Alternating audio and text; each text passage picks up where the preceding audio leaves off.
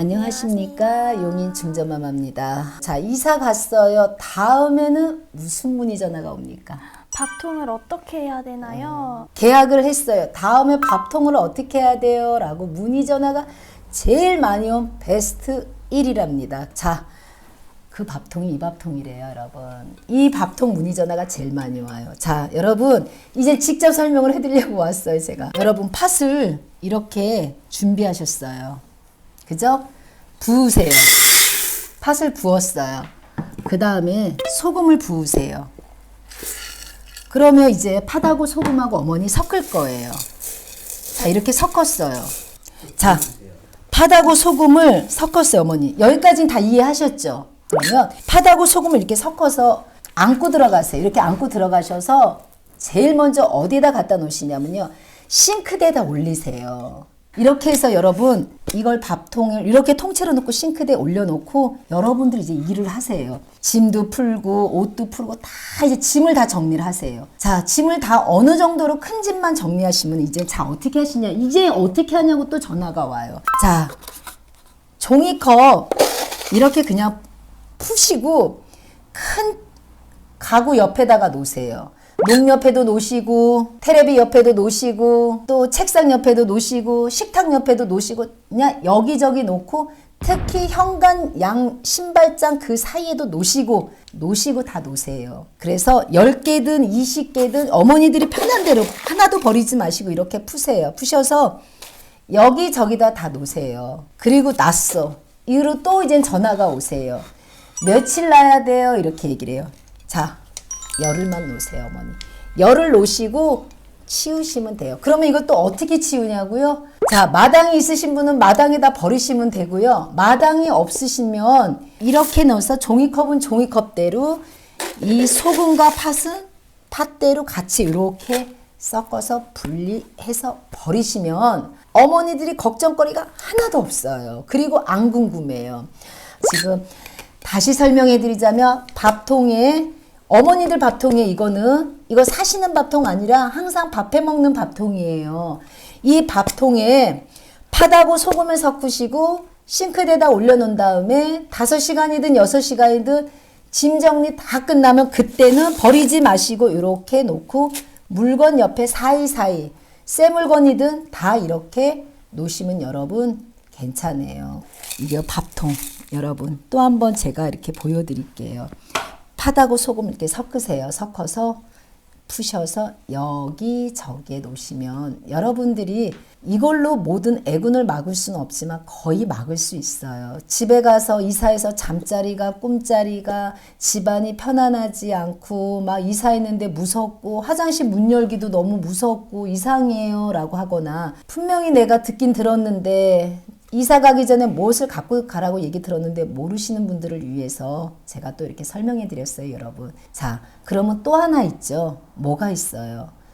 찹쌀을 가져가세요 라고 하시는 분이 있어요. 자, 찹쌀은 또 설명을 해 드려야겠죠. 구독과 좋아요는 사랑입니다.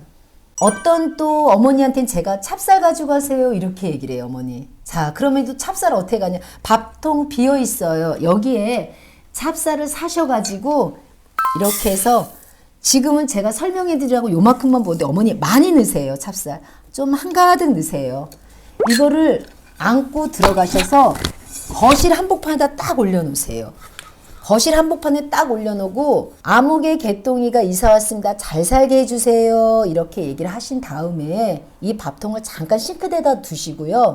짐 정리 다 끝나고 난 다음에 이 찹쌀은 어머니 버리지 마시고요. 일반 쌀하고 섞으신 다음에 밥해 드셔야 돼요. 버리시는 거 아니에요, 이거는. 그래서 저희 찹쌀 안 먹어요. 그러신 분들은 이거 그냥 떡집에다가 떡으로 해서 그렇게 해서 드셔도 돼요, 어머니. 이거는 어머니들 마음대로 하시오. 그러나 한 톨도 버리시면 안 되는 거예요. 이 찹쌀은 말 그대로 그 터에는 부자로 만들어주는 터라는 게 강한 의미가 있으니까요. 찹쌀을 싱크대에 놓고 집안 살림 정리 끝나면은 이거는 일반 쌀하고 같이 섞어서 여러분 식사하시고 밥 지어 먹으셔야 돼요. 이거 버리시면 안 돼요. 그러면 기간은요? 또 그렇게 물어보셔요. 기간은 뭐 하루에 먹어야 돼요? 이틀에 먹어야 돼요? 기간은요 괜찮으세요. 뭐 새끼 다 해 드시는 분은 빨리 드실 것이고 이거는 복이에요. 여러분들한테 복을 넣어주는 찹쌀이에요, 여러분. 그래서 이사하자마자 가운데 먼저 안고 들어가셔서 거실 한복판에 놓고 이 집에서 생활하는 사람 이름을 호명을 하고 개똥이가 살고 소똥이가 살고 이래서 이사 왔습니다. 부자 되게 해주세요 라고 한 다음에 이 찹쌀은 버리시면 안 된다는 거. 베스트 2위가 있어요. 제일 전화 많이 오는 베스트 2위가 뭐예요? 달마요. 자, 달마. 여러분, 달마 때문에 전화가 상당히 많이 와요. 마마님, 저희 집에 달마가 있는데 어떻게 해야 될까요? 라고 얘기를 했어요. 자, 각 가정에 달마 그림이 종류가 많죠? 달마는 거실에 거의 다 두셔야 돼요. 달마는 사실은 안방에서 들어갈 달마가 있고 거실용 달마가 있고 현관용 달마가 있는데 그것까지는 여러분들이 구분하기 어려우실 거예요. 그러니 대부분 방도 성주라고 그래요. 성주에 이 달마, 방에 안방에 달마가 들어가면 여러분 편안하지 않으세요. 그냥 거실에 두세요. 거실에 두시면 여러분 편안해요. 함부로 버리시면 안 돼요. 달마는 절대 함부로 버리시면 안 돼요. 이렇게 달마가 조금 걸기가 불편하시는 분들은 이렇게 마르셔서 좀 한쪽에다 놓고 소금하고 종이컵 좀 전에 저희가 보여드렸던 걸로 하시면 되고 달마도 있고 또 무엇이 있냐면요 여러분 그림도 이 호랑이 그림 이게 애군을 막아준다 그래서 여러분들이 이 호랑이 그림을 많이 걸어 놓으신 분들이 많은데 자 달마하고 호랑이는 여러분들한테 애군하고 이거는 정확히 사주를 보고 들어가야 돼요. 이게 사주가 정확하지 않은데 호랑이 그림이 들어가는 건 여러분 명을 단축하는 거예요. 호랑이는 명하고 연결이 돼 있어요. 호랑이를 현관 입구에 놓으면 저희 집에 애군을 막아준다라는 그거는 사주하고 또 연결고리가 돼 있어요. 여러분 사주에 따라서 틀리십니다. 구독과 좋아요는 사랑입니다.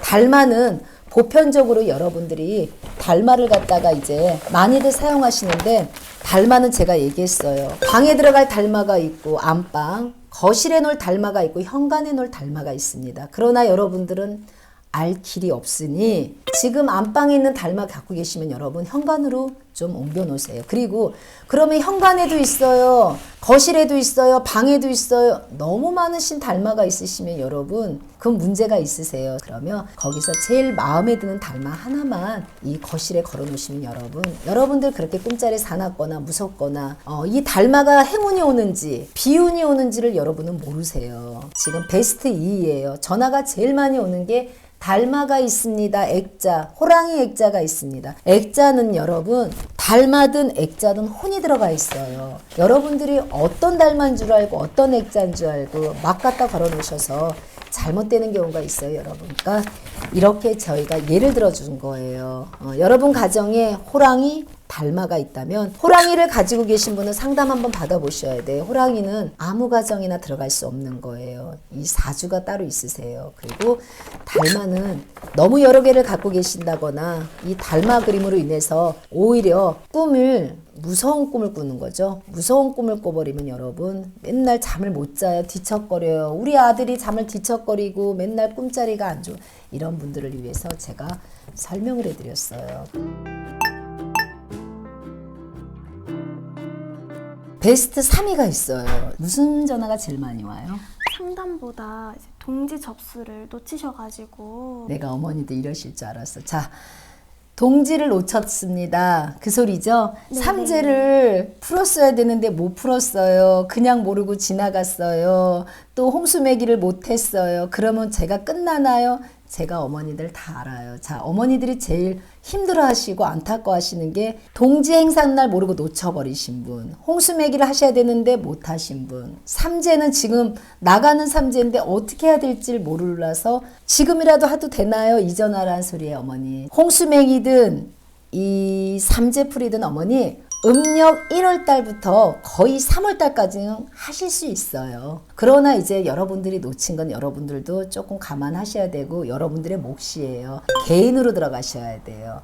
이거는 풀이에요. 개인으로 들어가실 수가 있으니까 아무 걱정하지 마시고, 놓치셨더라면 또 내가 가까운 선생님들하고 상의하셔서 풀으셔도 되고, 또 마마궁에 연락하시면 따로 풀어드리니까 너무 걱정 안 하셔도 돼요. 그냥 무조건 삼재풀이 못했어요, 동지 행사를 못했어요, 저 어떻게 하면 좋아요, 걱정 안 하셔도 돼요. 홍수매기는 음력 1월하고 2월 사이에도 가능하세요, 여러분. 그러니까 너무 걱정하지 마시고, 지금이라도 놓치신 분들이 있으시면 상담실로 전화하시면 저희 상담실의 실장님이 차분하게 설명해 드릴 거예요. 그걸로 인해서 걱정은 안 하셔도 됩니다. 구독과 좋아요는 사랑입니다.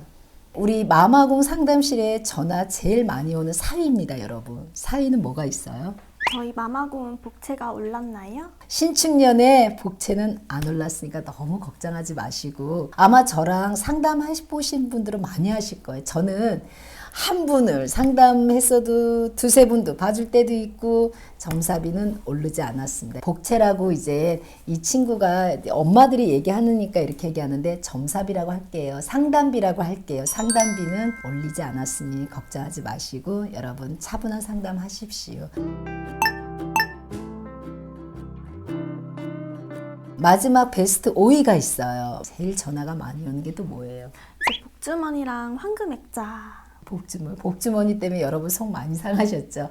복주머니가 개인으로 이렇게 그분이 만드시다 보니까 이것 때문에 속 많이 상하셨는데, 죄송합니다. 복주머니 저희가 어떻게 사정을 해서, 복주머니가 이렇게 직접 수제 작업이에요. 그러다 보니까 여러분들한테 너무 빨리 이게 주문량이 끝나버렸었어. 그래서 못 드렸어요. 그러나 복주머니와 황금액자는 마마궁에서 항상 이 준비가 돼 있어요, 여러분. 그러니 신축년에 복이 들어가야 되고, 신축년에 집안의 애군을 막기 위해서는 황금액자, 복을 만들기 위해서는 황금액자와 복주머니는 한 커플이 될 수밖에 없을 거. 이건 어떻게 하라고 했어요? 안방에 장롱에 넣어놓으셔야 돼요. 평생을 넣어놓고 재물, 또 여기에 중전마마님이 써준 뭐가 들어가요?